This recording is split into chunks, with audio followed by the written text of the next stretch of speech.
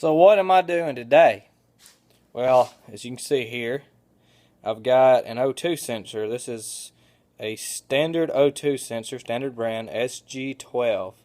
And I have a spark plug non-fouler that I've cut off, and I'm going to use it as a weld-on bung so I can thread this into my exhaust. Now, what this will do is it will allow me to gauge electronically how rich or lean my truck is running, and right now it's running pretty rich. And in the presence of oxygen and heat, this O2 sensor will produce its own voltage.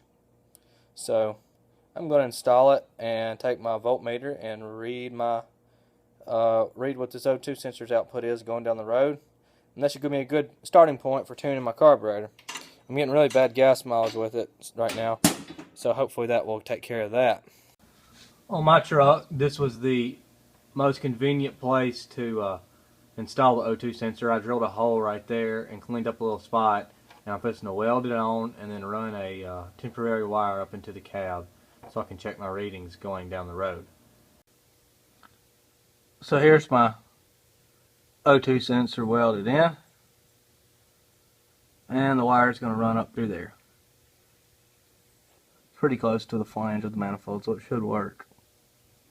So I've got it installed. I'm sorry for the shakiness, but I'm trying to hold the camera while going down the road.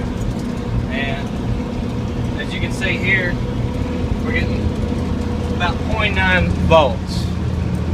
Well, the voltage you're looking for is around 0.4 volts, but on a carbureted engine, 7 volts, 0.7 volts or 0.8 volts will work just fine. So, sorry, I had to shift. Looks like mine's running a little bit on the rich side. Alright, I tried to film it going down the road, and that was kind of a disaster earlier. So here I am idling. The truck has been warmed up, driven down the road, and you can see that the gauge is reading that the idle circuit is a little rich right now. Let's see what happens if I give it a little gas. If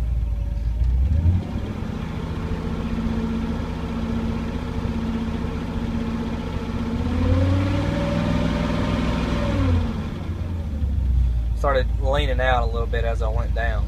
Now, the lower the voltage, the leaner you are, and there's a sweet spot between about 0.4 volts and 0.7 volts, 400 millivolts, 700 millivolts. Anything really above 800 or so is rich.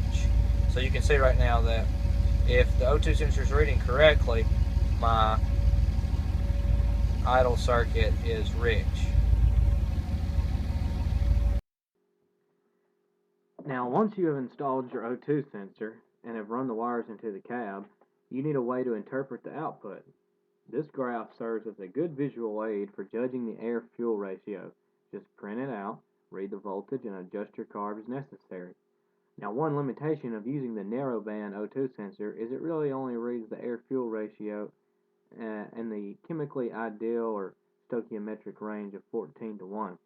If you were tuning your carburetor for racing and need accurate rich air-fuel ratio readings, you'll need a wideband O2 sensor setup. These are more expensive, but more accurate. Lastly, I am not a carburetor expert or even very good with carburetors. I just thought this was a good idea and that I should share it. I owe this facet of knowledge to this webpage. It has great information on tuning your Holley carburetor. I put a link in the description, so you should go check it out. Thanks for watching.